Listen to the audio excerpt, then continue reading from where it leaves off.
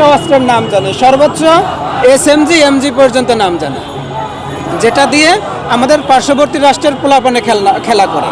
সেনাবাহিনী কত রেঞ্জের মিসাইল ব্যবহার করে একটু জিজ্ঞাসা করেন। এটা হলো কি একটা রাষ্ট্রকে ভিতর থেকে ভেঙে দেওয়া, যে পার্শ্ববর্তী রাষ্ট্র আমাদের বন্ধু, সেটাকে মাথায় রেখে আমাদের যে প্রতিরক্ষা ব্যবস্থা আছে সেটাকে যখন ভেঙে দিবেন, এটা ভিতর থেকে ভেঙে যাবে। এটা কীরকম হবে, আপনার মুয়াম্মার গাদ্দাফি আপনারা দেখেছেন, এরপর আপনারা সাদ্দামকে দেখেছেন। ওনারা মনে করতো কি জনগণকে সুযোগ সুবিধা দিচ্ছি, এরা মনে হয় সারা জীবন আমাদেরকে ক্ষমতায় রেখে দেবে।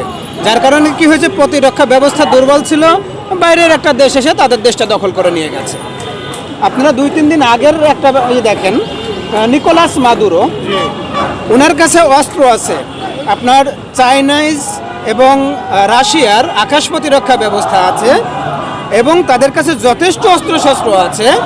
এই অস্ত্রশস্ত্র নিকোলাস মাদুরোকে ঠেকাইতে পারে না। নিকোলাস মাদুরোকে একদম মনে হলো যে ফিল্মি স্টাইলে এসে তার দেশ থেকে তার পরিবার সহ তুলে নিয়ে গেল। অস্ত্র থাকার পরেও, যথেষ্ট সক্ষমতা থাকার পরেও নিকোলাস মাদুরোকে ঠেকানো গেল না। এটা কেন হলো, যে এই রাষ্ট্রটাকে বাইরে থেকে ভিতর থেকে দুভাবেই ধ্বংস করে দেওয়া হয়েছে।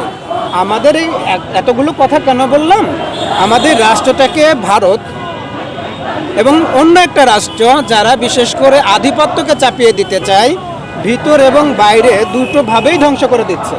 দেখেন, আগামীতে আমাদের রাষ্ট্রকে আমরা যদি এখন 30টা 40টা যদি যুদ্ধ বিমান কিনি, ভিতর থেকে যখন বেঈমান বের হয়ে আসবে, ভিতর থেকে যখন আধিপত্যদের দোসর বের হয়ে আসবে, ফ্যাসিস্টের দোসর বের হয়ে আসবে, না আমাদের S-400 কাজ করবে, না আমাদের চীনা যুদ্ধ বিমান কাজ করবে, না আমাদের ফোর্স কাজ করবে। কারণ ভিতর এবং বাইরে যে ষড়যন্ত্রটা চলতেছে, এই ষড়যন্ত্রের গভীরতা যদি আমরা মাপতে না পারি, আমাদের সামনে খুব বড় বিপদ অপেক্ষা করতেছে।